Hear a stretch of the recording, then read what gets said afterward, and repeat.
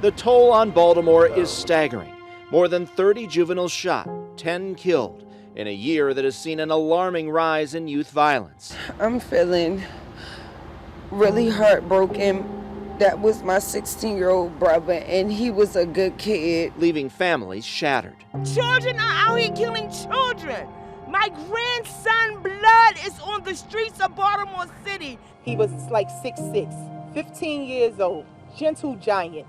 Dying, shooting, and killing, this is not normal. They literally had to call me to tell me that my child was killed. This really happened.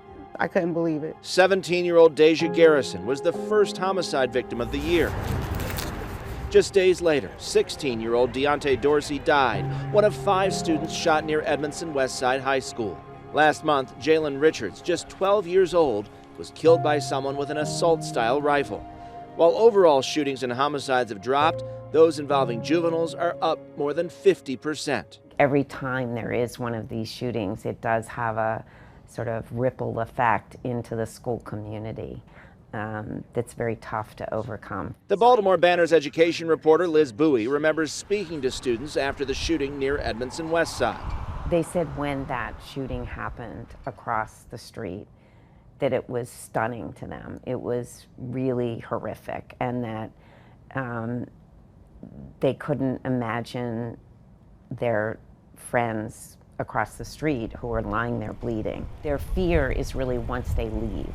Their fear is what happens to them while they're standing at the bus stop, what happens to them while they're walking the 5 blocks to school. Has something changed in the past year and a half? Yes, access to more guns. There's more access to guns than ever before. Dawad Thomas runs My Father's Plan, based out of Penn Lucie. Unfortunately, with our young people, some of the decisions that they making is life or death decisions. It's a decision between going home or going to jail for 30 years. You have to look at parenting. A lot of parents are not aware of the things that their kids are into. His nonprofit provides mentoring, job training, and mental health support to youth as young as 8. Economic, nutrition, mental health, right? You got to address all those 3 things. And at the same time, I lived through my choices and decisions, and I made bad ones. Trust me, it almost cost me my life, and it almost cost me my freedom. Thomas knows the challenges. He was shot at age 19. When I was 19, I was carrying guns, getting shot and shooting. I was a part of the problem. So now I want to be a part of the solution, not just for my children, for all of our children. He's issuing a challenge. Get involved. For the black men that's good fathers and they're taking care of their family, I challenge those men to do more, because we have to. And if we don't, then we can't really complain about what's going on. The politicians can't do it all, right? The power is with the people. As a city dealing with the heartbreaking loss of young lives looks to save the next generation.